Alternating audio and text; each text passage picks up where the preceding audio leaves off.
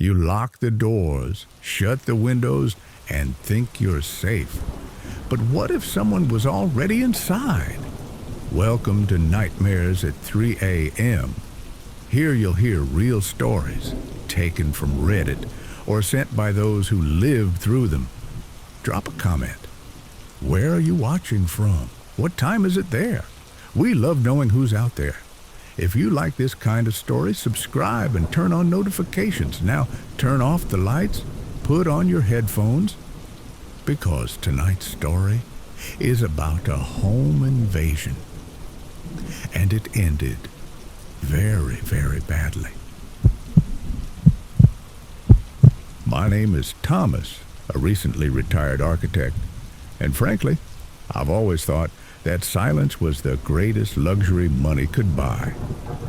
After 40 years of designing spaces for other people amid the incessant noise of Chicago, my wife, Clara, and I moved to a secluded house in rural Maine.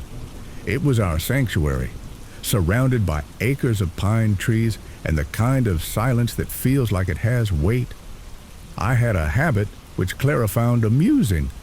Every morning, I would step out onto the porch with a cup of coffee and just listen. I would listen to the wind, the birds, the distant crack of a fallen twig. It was my way of measuring peace. The first time something seemed out of place was subtle, almost insignificant. I was in my garage workshop, a space I had organized with almost surgical precision. Every tool had its place. When I went back inside, I noticed that the back door, which I was sure I had locked, was slightly ajar. Just a crack. "Clara, did you use the back door?" I called out.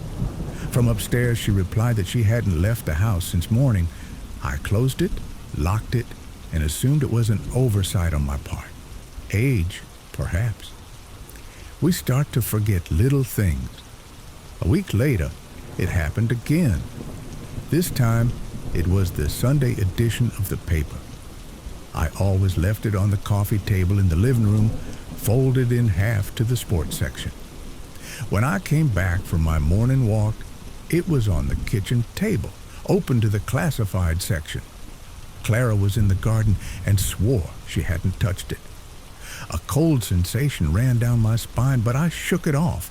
It was absurd.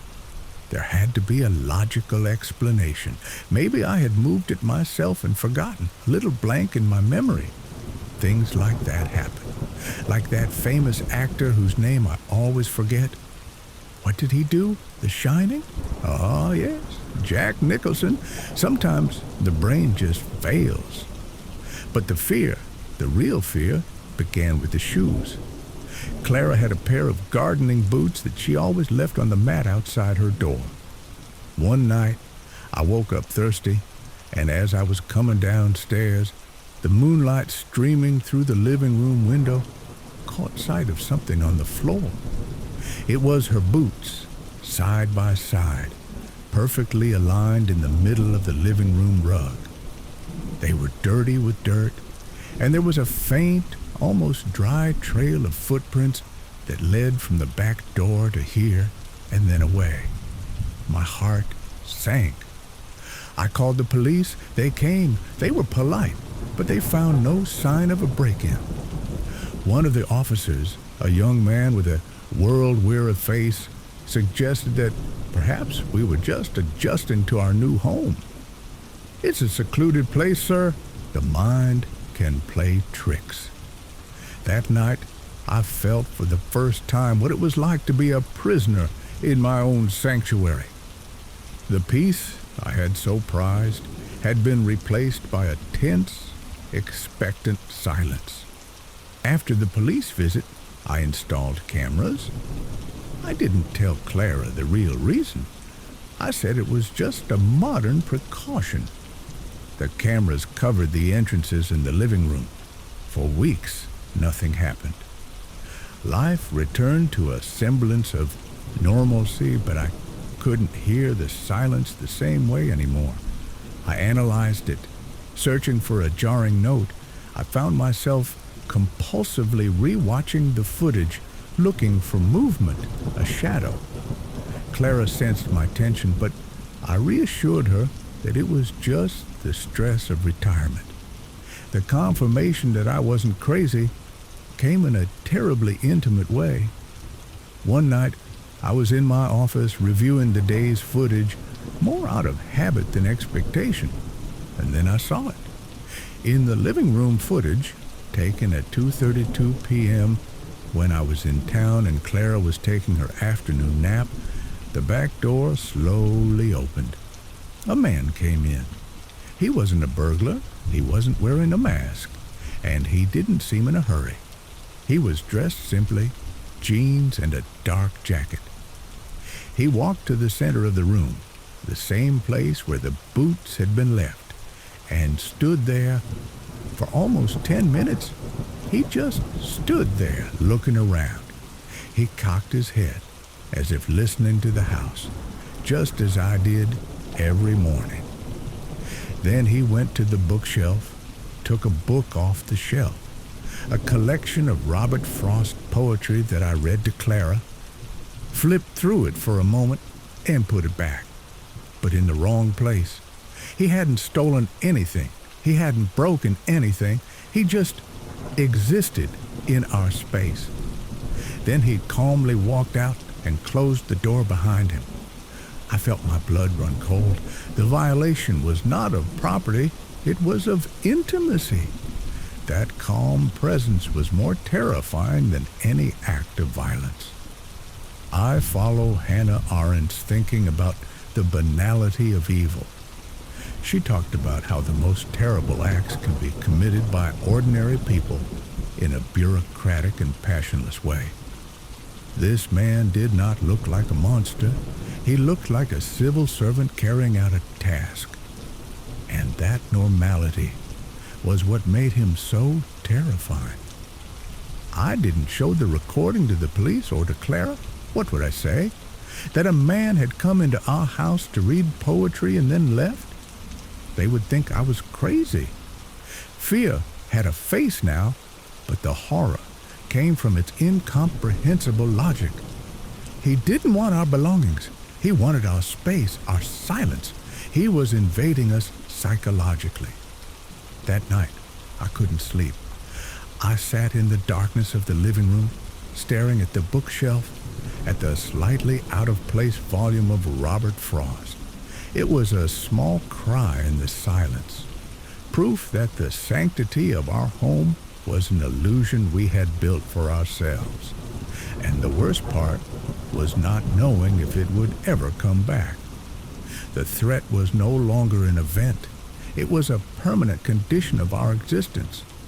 What drives a person to do this? What is he seeking when he silently enters someone's life?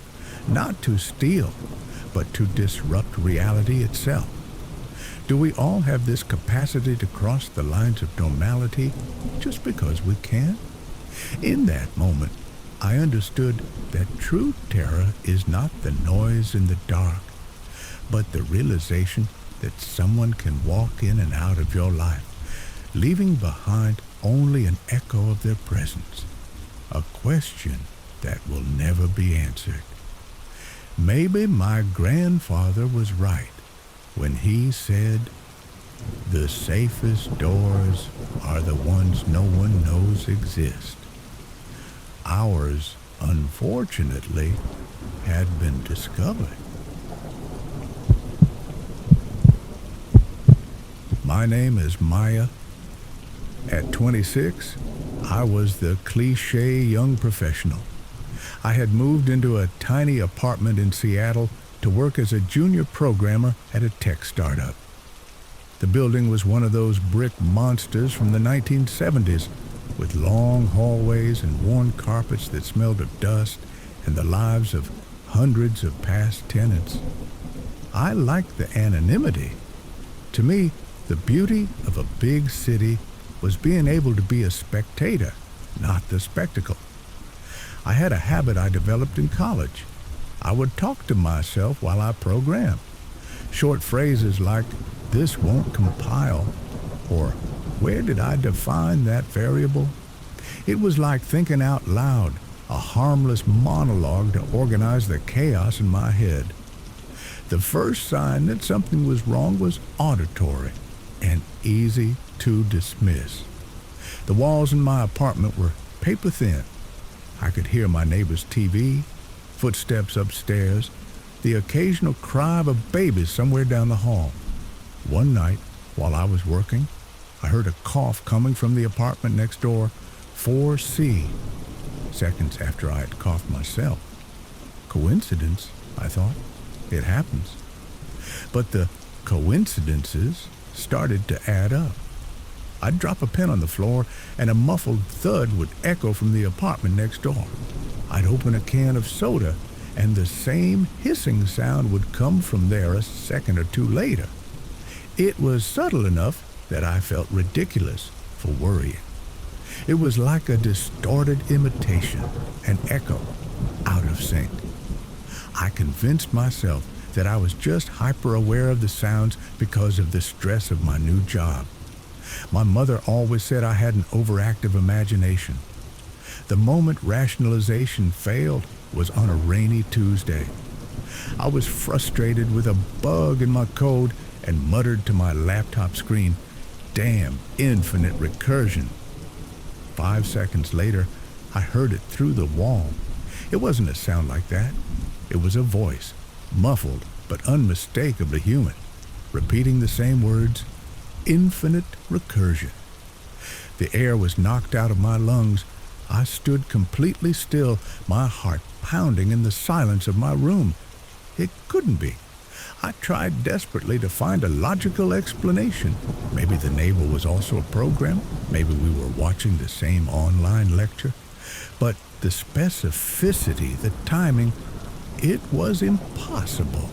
I felt a chill that had nothing to do with the Seattle weather. My bubble of anonymity had been punctured. I was no longer a spectator. I was the spectacle. Fear settled in like a permanent tenant. I began testing my theory, feeling like a mad scientist in my own laboratory of horrors. I would whisper random phrases, "The sky is purple today," or "I think I'm going to buy a goldfish," and invariably, the muffled echo would come back from 4C. The words were the same, but the voice was distorted, as if filtered through a low-quality electronic device. I never heard any other sounds from there. No music, no TV, just the echoes of my own life. I went to the building manager, a middle-aged man named Mr. Henderson, who listened to me with a bored expression. "Ma'am," he said, sighing, "it's an old building. The pipes, the ventilation, sounds travel in strange ways." He made me feel like a hysterical woman. The helplessness was suffocating. I was being harassed in a way so bizarre it seemed made up, and there was no one to turn to. The terror escalated from passive to active. One day, I received an email from work with positive feedback on a project. I read it out loud to myself, smiling. "Good job, Maya." We're impressed. Later that night, the echo came back, but this time, the voice on the other end added one word. "Good job, Maya. Neighbor." That one word changed everything. It was no longer an impersonal echo. It was a direct message. He knew who I was, and he wanted me to know that he knew. I remembered reading about that concept of constant surveillance by that French philosopher. Oh, what was his name? Foucault, the panopticon. The feeling of always being visible, even without knowing who was watching. I was living in it. I followed Jaron Lanier's line of thinking. Never before in history have so many people been spied on by so few. I thought he was referring to tech companies and governments, but there, in my small apartment, I understood that the scariest surveillance is the artisanal, the intimate, the one that comes from a single person on the other side of the wall. The final straw was when my sister called me, crying over a breakup. I comforted her, saying things only the two of us would understand, memories from our childhood. Hours later, in the dead silence of the early morning, I heard the sounds of muffled crying coming from 4C. A mocking fake cry interspersed with the comforting words I had said to my sister. He was no longer just imitating me.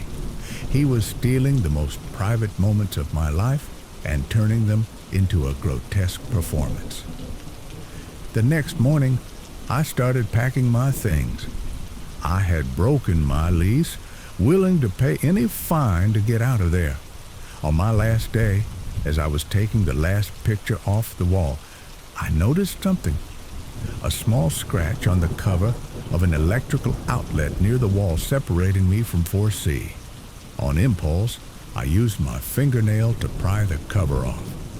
It came off, and inside, taped to the back with electrical tape, was a small microphone the size of a pinhead, with a thin wire that disappeared into a hole in the wall.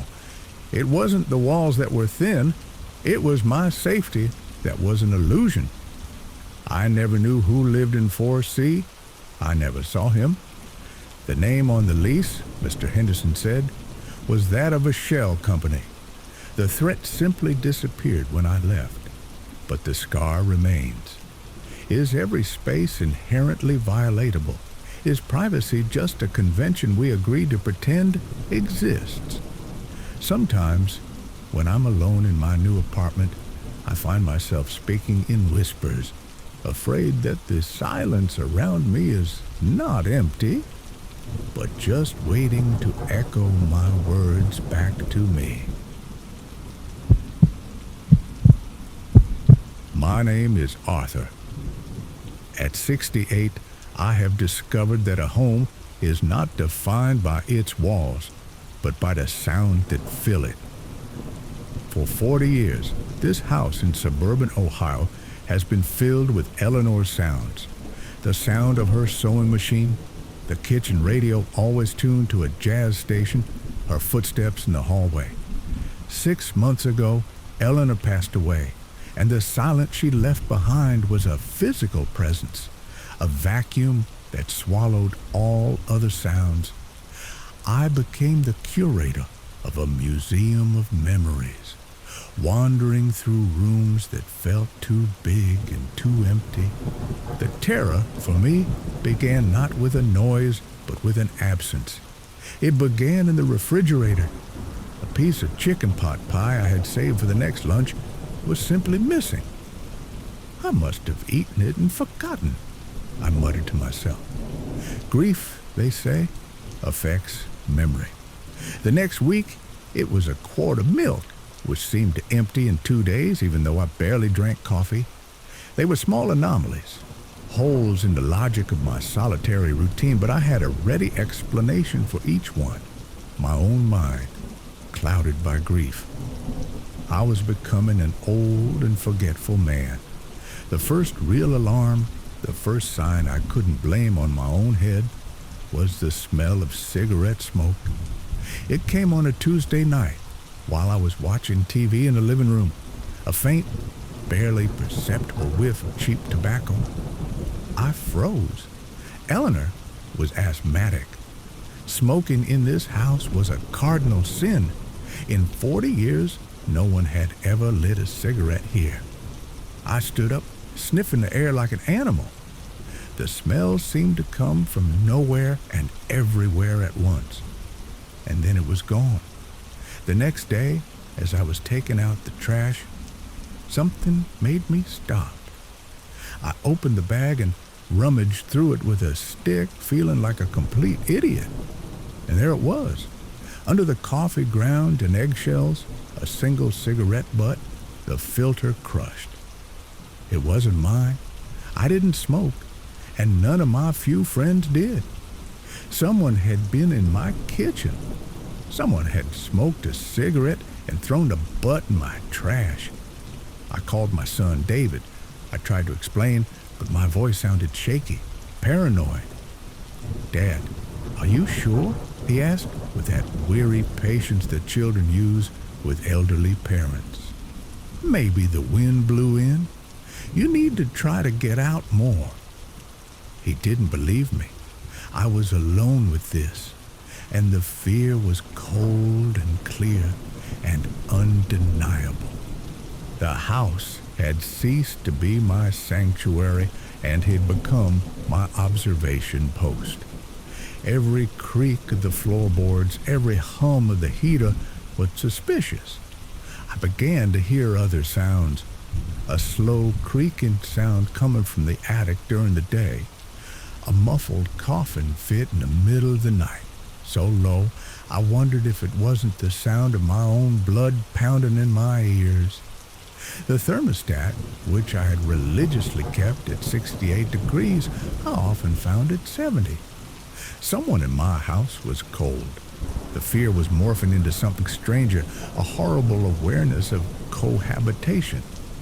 I wasn't being haunted by a ghost. I was being parasitized. The threat wasn't violent. It was sneaky, needy. And that somehow was worse. The malice I could understand. The desperate need for another person inside my most intimate space was unfamiliar territory. I remembered something Eleanor used to say jokingly when I forgot someone's name at a party. She said my head was like an attic, full of useful things but with no organization. She remembered everyone's name. What was the name of that neighbor she liked so much, the one across the street? Mrs. Peterson. No, that was the mailman's name. Oh, never mind now. The point was that my own mental attic was a mess, and I suspected the physical attic in my house was too.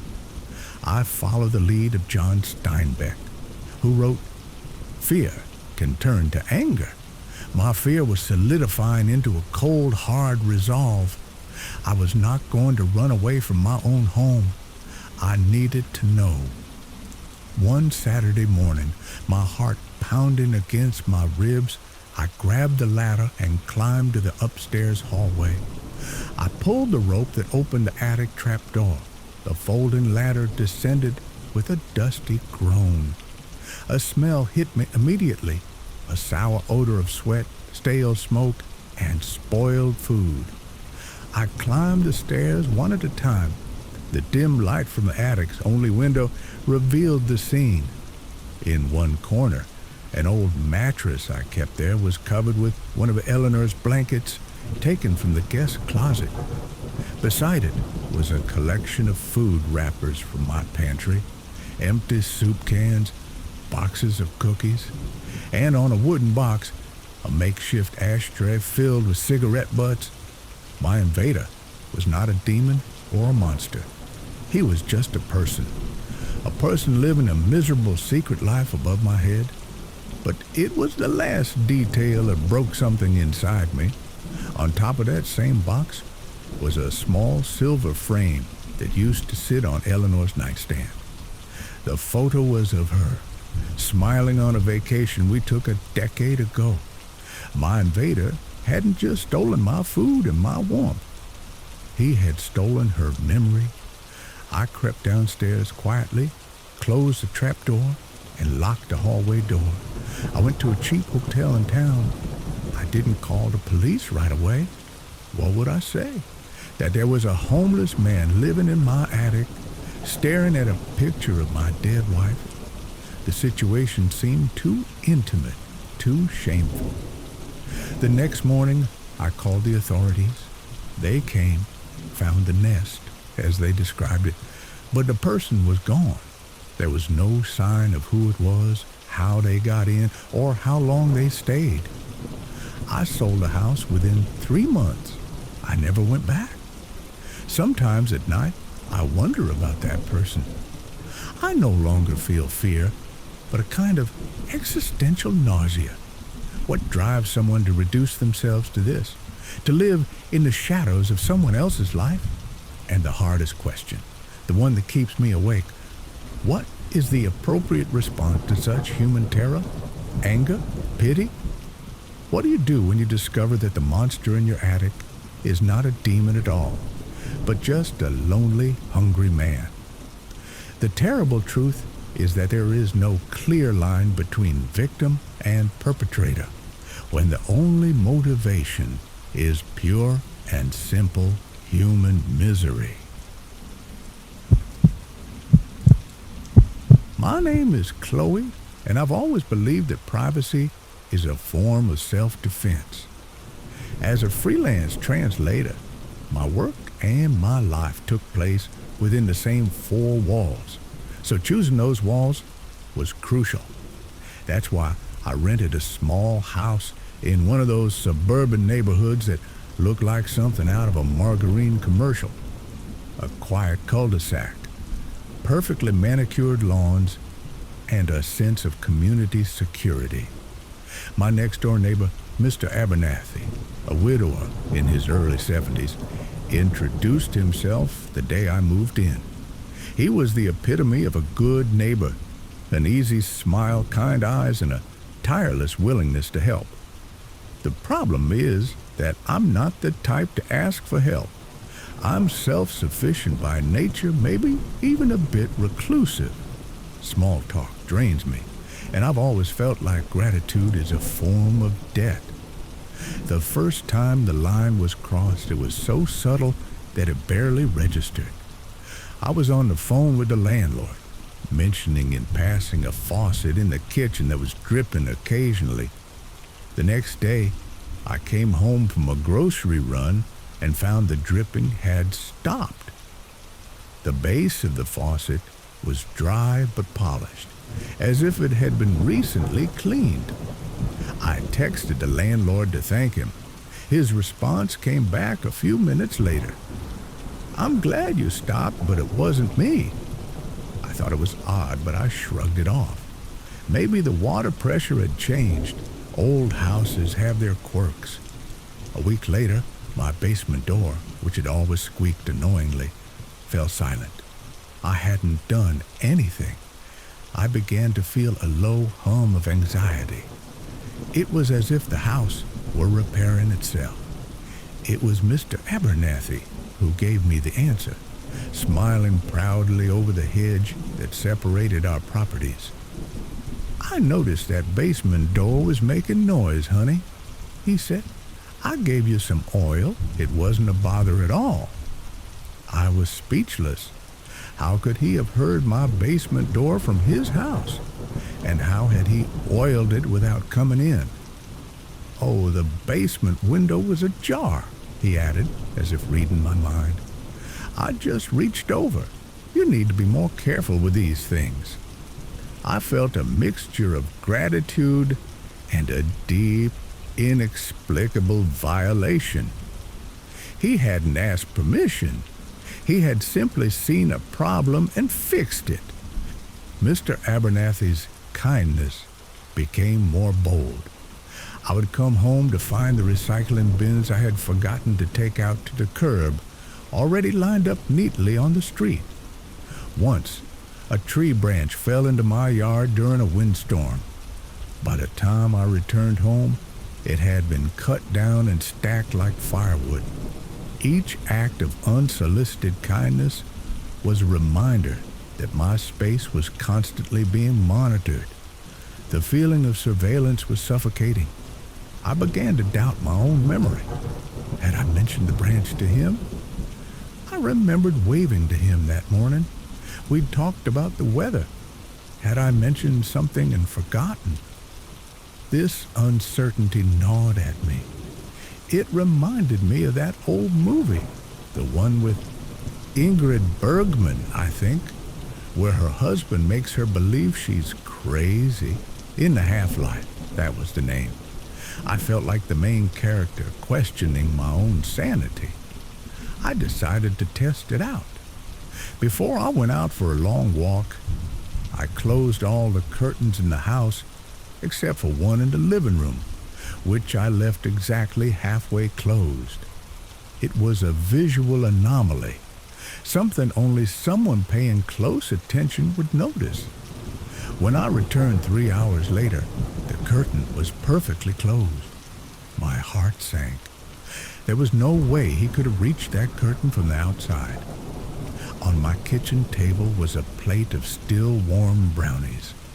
Next to it was a note written in neat handwriting. I saw you had the curtains closed and thought you might be feeling a little down. A little chocolate always helps. Your neighbor, Frank. The icy terror I felt was unlike anything else. He wasn't trying to hide. Instead, he was announcing his presence, framing his invasion as an act of care. It was a display of power. He was telling me, I can come in here whenever I want, and you can't complain because I'm just a good neighbor. I followed the thought of Simone de Beauvoir, who said that oppression is most dangerous when it disguises itself as love.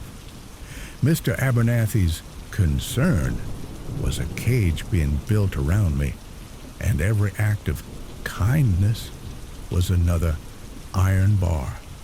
That night, I confronted him. I walked to his door, trembling but determined. Mr. Abernathy, I began, my voice firmer than I had expected. I appreciate your concern, but I need you to stop coming into my house. His smile didn't waver, but his eyes were as cold as stone. Now, dear, he said patronizingly, someone needs to look after you. It's a dangerous world for a woman alone. The landlord agreed that it would be good for me to have a key for emergencies, and frankly, I see plenty of potential emergencies. The casual confession, the revelation that he had a key with the owner's blessing, knocked me off my feet. The house wasn't mine. I was just a guest on his turf.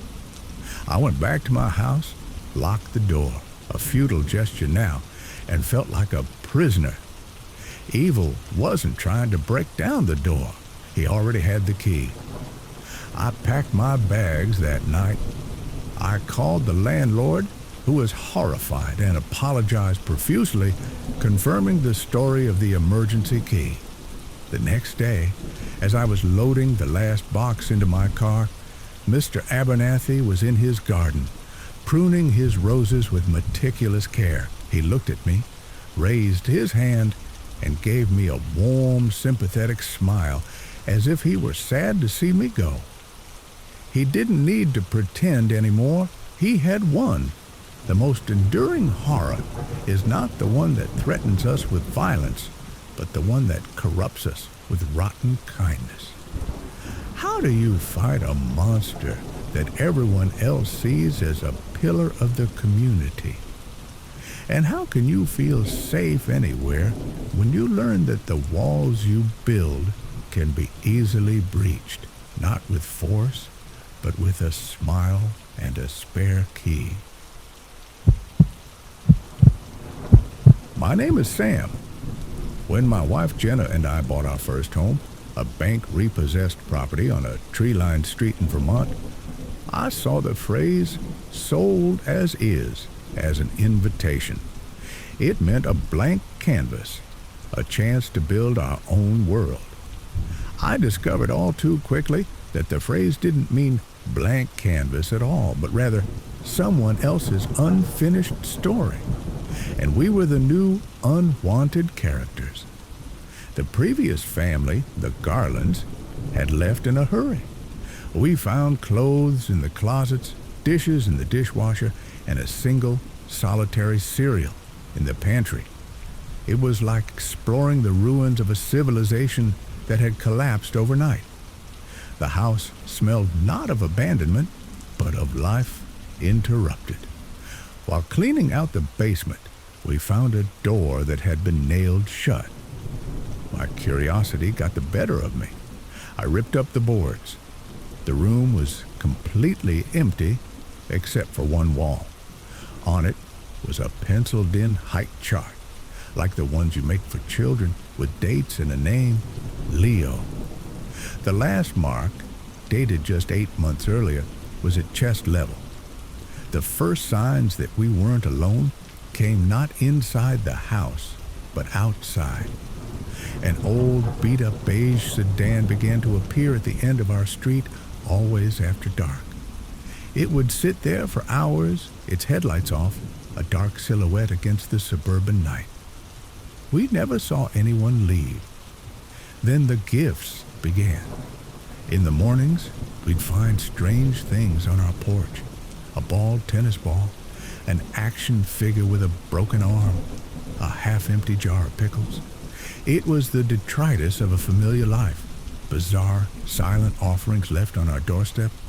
It wasn't creepy in the classic sense. It was deeply sad and disturbing. The feeling of sadness turned to fear when our 5-year-old daughter Lily started talking about the sad lady. She said she saw a woman in the backyard at night, standing near the old oak tree, just staring at her bedroom window. Jenna and I tried to convince ourselves that it was just the overactive imagination of a child in a new house. But to be sure, I installed a cheap security camera pointed at the backyard. A week later, I was reviewing the footage. I had spent hours filming squirrels and leaves blowing in the wind, and then, at 2:47 a.m., I saw her. The image was grainy, but unmistakable. A woman was standing exactly where Lily had said, next to the oak tree. Her face was pale and gaunt in the infrared light. She made no threatening movements. She just stared at the house, her body hunched under the weight of something invisible. The sight of her didn't make me angry. It filled me with deep dread because she didn't look like a threat, but like a ghost of flesh and blood. I began to feel myself losing control, forgetting details. What was the name of the realtor who had sold us the house? A talkative blonde woman. Mrs. Albright? No, Albright was my history teacher. Bright. Brightwell? It didn't matter anymore. I knew she wouldn't tell me the truth anyway. Confirmation that this was real and intended came on a folded piece of paper left in our mailbox. It was not addressed, nor was it stamped. The handwriting was shaky, almost illegible. It simply said, "He doesn't like strangers in his room." Please. My blood ran cold in my veins. His room. They didn't want the house. They wanted the room that was now Lily's. The invasion wasn't of our physical space, but of our sense of safety, of our peace. We were living on the stage of a tragedy that wasn't ours, and the main actors refused to leave. Driven by a parental fear that overrode everything else, I decided I had to know what was so special about that room. Jenna took Lily to her grandmother's house, and I became an archaeologist of my own home. I searched every inch of Lily's room, and then I felt it. A floorboard right under the window moved a millimeter under my pressure. Using a screwdriver, I pried it up. Beneath it, in a small dusty compartment, was a wooden box. It was small, plain, and sealed. There was a small brass plate on it. My heart in my throat. I brushed the dust off and read the inscription. Leo Garland, 2017 to 2024, Our Angel at Home. It was an urn. My entire body went cold. They hadn't left their son behind. They had buried him here. The room wasn't just his room. It was his grave. The woman in the yard wasn't haunting our house. She was visiting her son's grave. The terror I felt was overwhelming, because it was a terror born not of malice, but of the deepest, most unimaginable grief. I follow the thought of writer Joan Didion. We tell ourselves stories to survive. The Garlands, unable to let their son go, created a story in which he had never left. He was still in his room, and we were the invaders, the desecrators of his private sanctuary. I called the police. The story that unfolded was exactly as I had imagined. A broken family who refused to release their son's body to a cold, impersonal cemetery. They were not monsters. They were simply parents whose love had turned into a sick obsession. After the authorities intervened and the urn was removed, the beige car disappeared. The mourners stopped. Silence returned. But the house was poisoned, not by a ghost, but by grief. Every creak of the floorboards, every shadow in the yard was an echo of the Garland sadness. We put the house on the market a week later. How do you hate a threat born of such desperate love? Where does one person's right to mourn end and another's right to peace begin?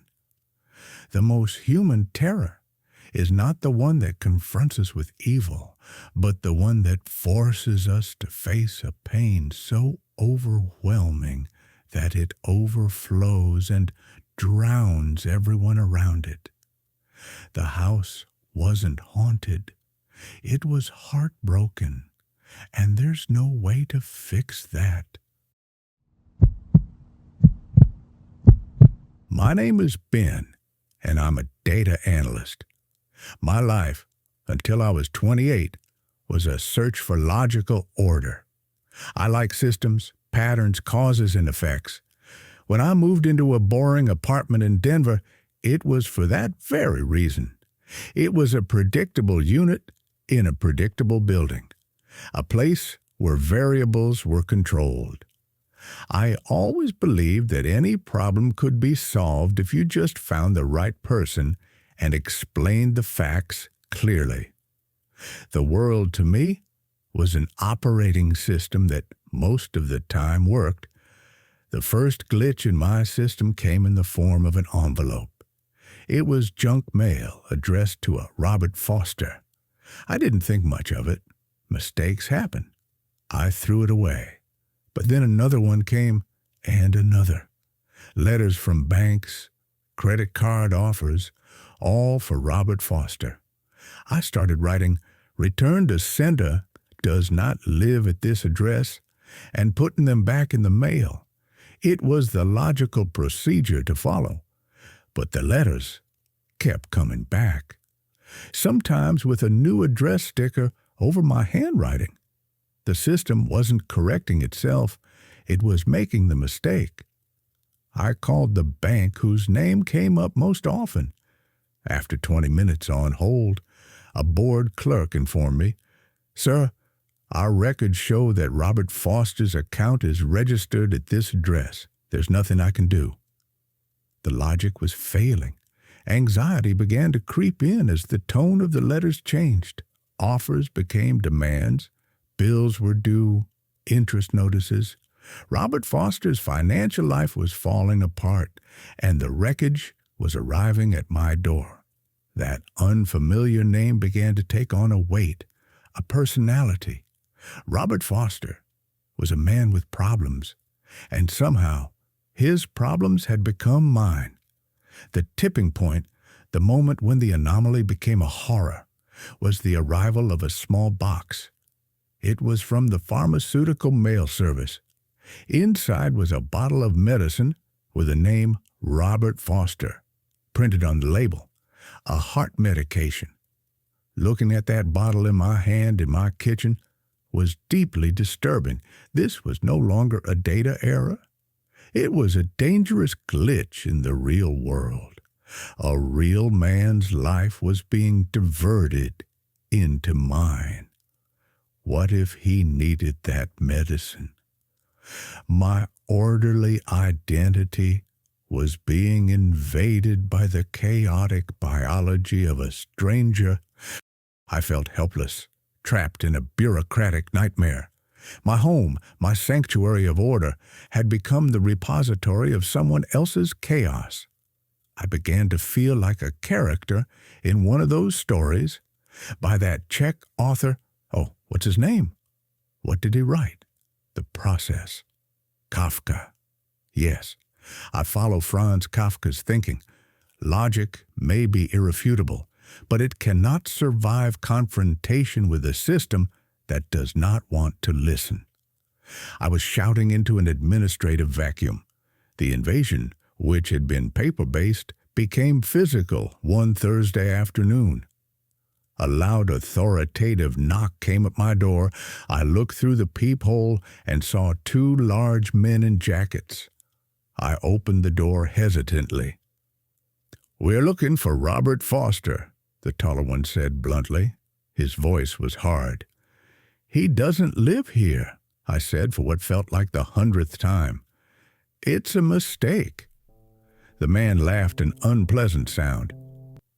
"That's what everyone says," he said, and stepped forward, trying to use his body to force his way through. "We have a confiscation order. Move over." I pushed him back with all my strength and slammed the door, turning the lock with shaking hands. They knocked a few more times, shouting threats, before finally leaving. I stood leaning against the door, my heart racing, sweat dripping down my forehead. Robert Foster's chaos wasn't just in my mailbox anymore. It was trying to break down my door.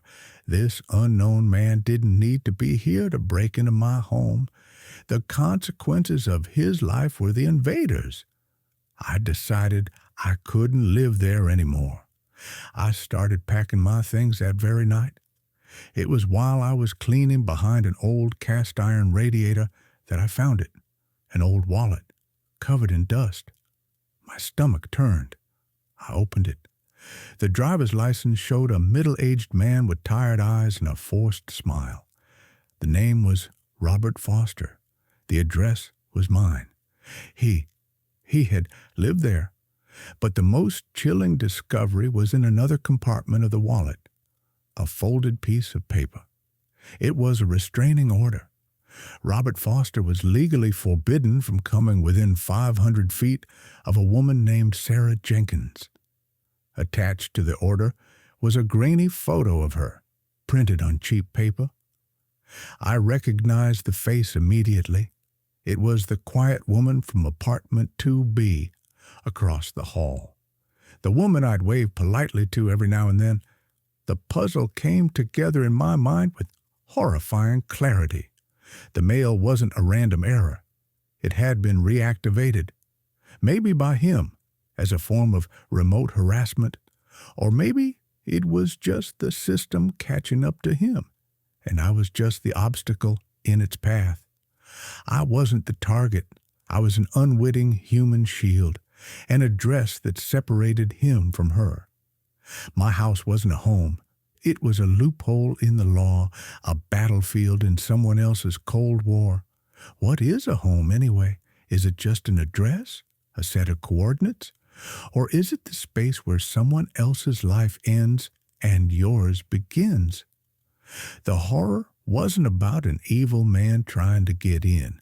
It was about the fact that the walls I thought protected me were actually the only thing that put me in danger.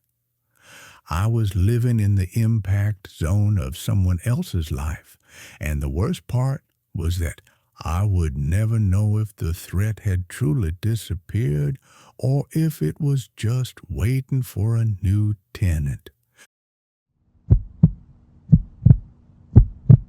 My name is Evelyn.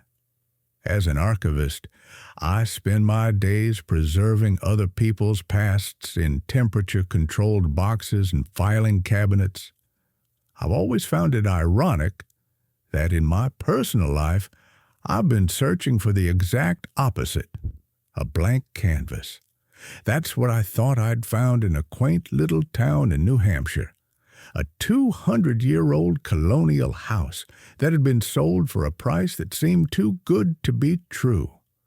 My plan was simple. Restore it, but also modernize it. Strip away the darkness of the old woodwork and let in the light. I wanted a place where history was in the rafters, not in the ghosts. The town was lovely, but strangely quiet. The neighbors were polite, but with a kind of cold, distant politeness.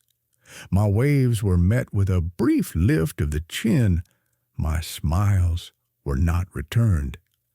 I attributed this to the natural distrust of a small community toward an outsider. The first time I felt active hostility was when I began painting the living room, which was paneled in dark, oppressive wood. The next day, I found a dead crow on my porch, perfectly centered on the doormat. A shiver ran down my spine, but I dismissed it as a macabre gift from a local cat. The resistance became more obvious. I went to the only hardware store in town to buy seedlings for the front yard, which was neglected and overgrown with weeds. The owner, an elderly man named Mr. Gable, watched me with unblinking eyes as I described my plans. "This yard has been like this for a long time," he said, his voice low. "People get used to it. Some things are better left as they are." I ignored the veiled warning. The next day, the few flowers I had planted were pulled out, their roots exposed to the sun like broken bones. There were no footprints. It was a clean, precise, and deeply personal act. The message was clear. I was not welcome to make changes. The real fear began on a Tuesday night. I was in the guest room, stripping the faded floral wallpaper, a tedious job that left me covered in glue and dust. When I tore off a long strip near the window, I revealed the old plaster beneath, and in it a stain, an ugly, reddish-brown stain, shaped like something that had once been liquid and had spread before drying. I tried to wipe it away, but it seemed to have fused with the wall itself. A feeling of revulsion washed over me. That night, I couldn't sleep. A faint noise in the street caught my attention. I went to the window and looked out. My heart froze. Across the street, in the dim light of a street lamp, stood a group of perhaps 10 or 12 people. They were my neighbors. Mr. Gable from the hardware store, the woman from the post office, the couple who lived in a yellow house. They weren't doing anything. They weren't shouting. They weren't carrying torches. They just stood there in absolute silence, staring at my house. It was a vigil, a silent, terrifying vigil. The invasion wasn't of my home, but of my peace of mind. They were hemming me in with the weight of their silence. I felt trapped, my sanity slipping away. I remembered a famous case I'd studied in college, a house on Long Island. What was it called? The case of, Ronald DeFeo. Amityville. That horror was loud. Mine was silent, which made it all the more unbearable. The next day, I went to the town library, an old building that smelled of dust and secrets. I pretended to be researching local architecture. The librarian, a stern woman named Mrs. Martin, watched me over her glasses. Finally, just as I was about to give up, she came over. "You won't find what you're looking for in books," she said quietly. "The history of this house isn't in print. It's in people's memories." And then she told me. 30 years ago, the family who lived in my house, the Millers, were murdered in the night. The father, the mother, and their 2 children. The crime was never solved. The stain on the wall of the guest room, that was where the oldest daughter had been found. The town, in its collective grief and horror, had turned the house into an unofficial memorial. They had kept it exactly as it was, a time capsule of the tragedy. My attempts to let the light in were to them a desecration. I was not renovating a house. I was erasing the evidence of a crime, desecrating a grave. I follow the thought of the writer William Faulkner. The past is never dead. It's not even past. At that moment, I understood. I didn't buy a house. I bought the epicenter of a wound that never healed. I stopped all renovations. The living room walls were left half-painted. The garden remained a tangled mess of weeds. I began to live in the house like a guilty intruder, afraid to move a piece of furniture. But the silent vigils didn't stop. They didn't want me out. They wanted me to become one of them, a keeper of trauma. My house wasn't my home. It was a museum, and I was its reluctant and terrified curator. What happens when a community's mourning becomes an individual's prison? What right do people have to turn someone else's private property into their public monument to grief? The horror came not from a monster or a ghost, but from the tyranny of collective memory. There is no way to lock the door on an invader who already lives within the walls, not as a presence, but as a history that refuses to die. And how do you escape a place when the city itself is your cage? My name is Alex.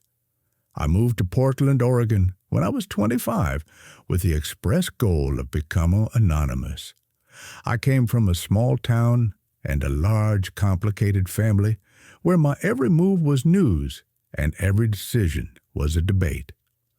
What I craved most was the silence of anonymity. The apartment I found in a charming old building called the Hawthorne seemed perfect.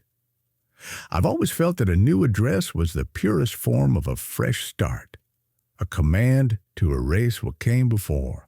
The problem with the Hawthorne was that the community didn't believe in anonymity. On my first day, an elderly lady from downstairs, Mrs. Gable, knocked on my door with an apple pie. "Welcome back, dear," she said, with a smile that wrinkled her entire face. "We've missed you." "I think you have me confused with someone else," I said politely. "My name is Alex. I just moved." She giggled and patted my cheek. "Of course, Daniel. Pie is still your favorite, isn't it?" She handed me the plate and left before I could protest again. That was the first loose thread in the tapestry of my new life. I chalked it up to senility, a harmless mistake. But the mistake kept happening. Other neighbors would greet me in the hallways with, "Good to see you again, Dan," or "How's your sister?" My corrections were always met with the same understanding, indulgent smile, as if I were participating in a private game that everyone understood but me. The invasion was not of my apartment, but of my very identity. They were denying me the right to be myself. The missing piece of the puzzle came when I found a box of forgotten photographs in the back of a closet. They were of the previous tenant, Daniel Carter. Flipping through the photos, I saw his face at barbecues in the building's courtyard, at holiday parties, always surrounded by my neighbors. He was laughing with Mrs. Gable, hugging the couple from 3A, and to my horror, I saw a passing resemblance between us. Same height, same brown hair. We weren't identical, but we were similar enough that their confusion took on a more sinister tone. They weren't mistaking me for him. They were mistaking me for him, replacing by him. The feeling of unreality was constant. I felt like the protagonist of one of those psychological thrillers. I remembered learning about a term for a shared delusion, a madness for two. But that was for two people. What was it for an entire building? My mind was so foggy with stress that the name escaped me. The situation came to a head one Sunday. Apparently, Sunday dinners at Mrs. Gable's apartment were a tradition. I had no intention of going. I locked my door and put on headphones, trying to drown myself in music. At 6 o'clock, I heard the sound of a key in my lock. The door opened, and Mrs. Gable walked in, her smile as steady and benevolent as ever. "Daniel, don't be silly. It's time for dinner," she said. Your grandmother made your favorite casserole." She gestured to another neighbor, a woman in her 60s. "I'm not Daniel," I said, my voice louder than I intended. "My name is Alex." "Why can't you guys understand that?" Mrs. Gable's smile faltered for a moment, replaced by an expression of deep sadness. "We understand that you are hurt, dear," she said, her voice soft as venom. "We know you left us, but you came back, and family looks out for each other. Now come, everyone is waiting."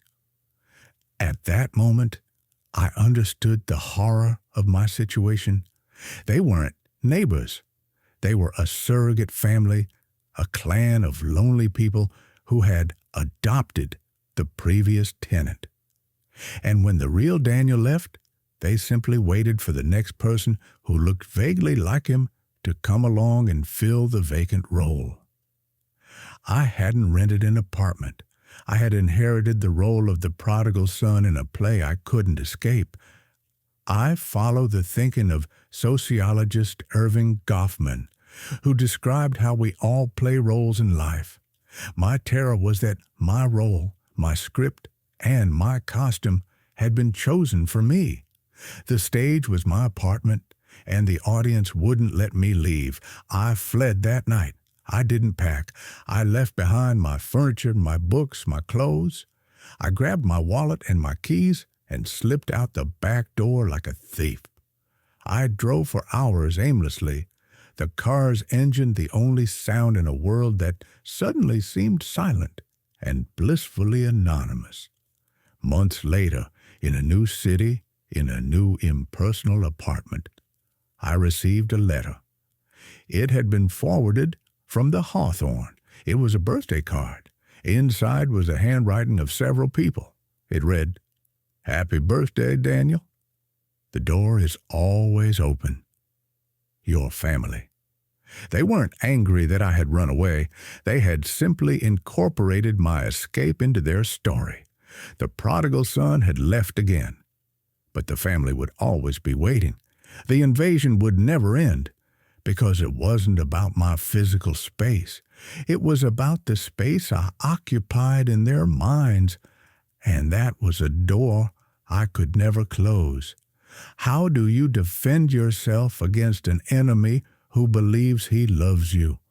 And what kind of freedom is there when your identity can be revoked and rewritten by others?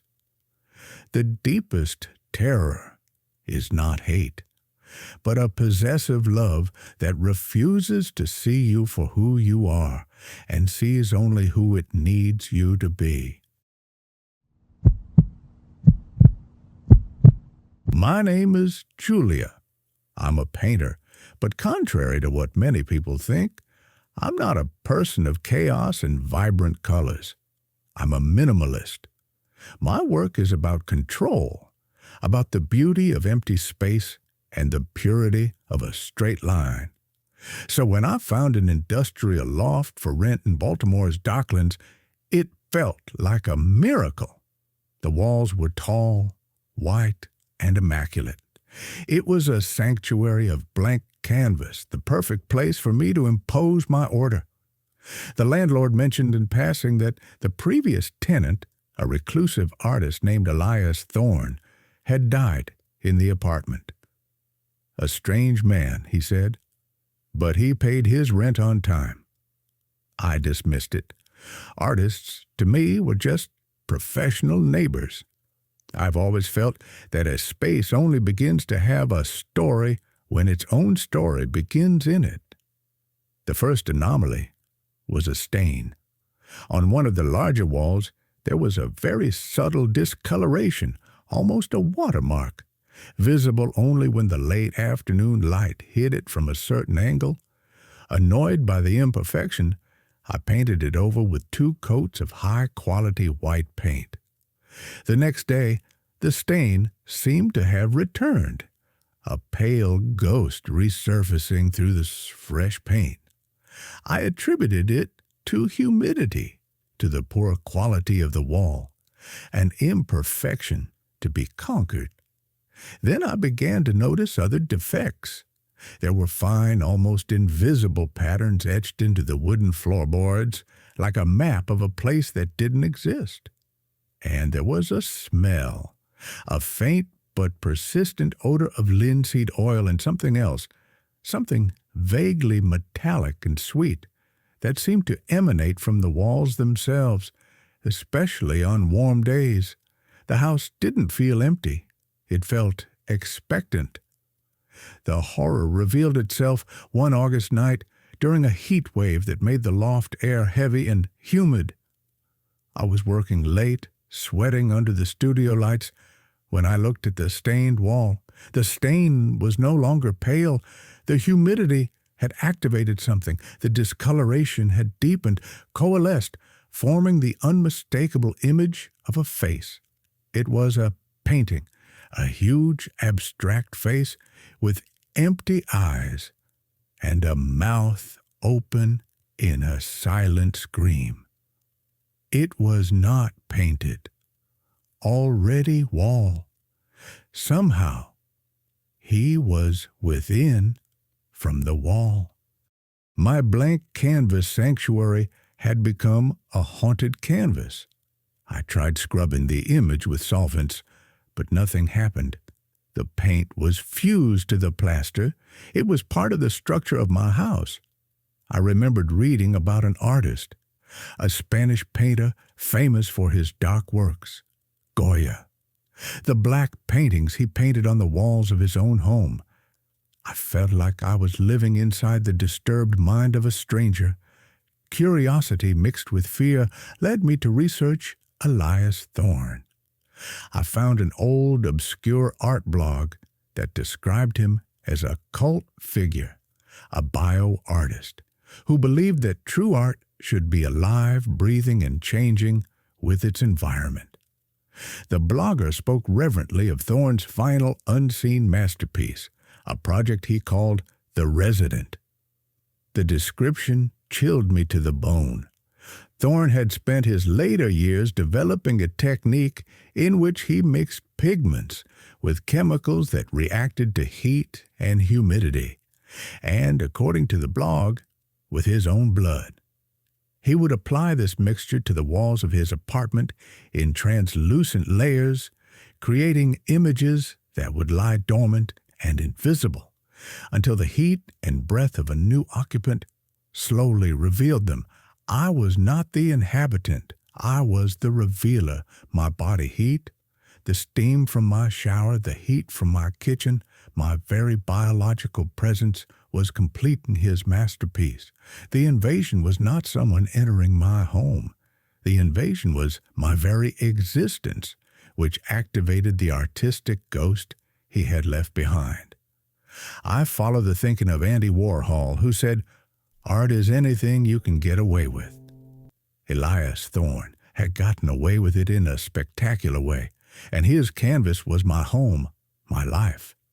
The outside world began to intrude.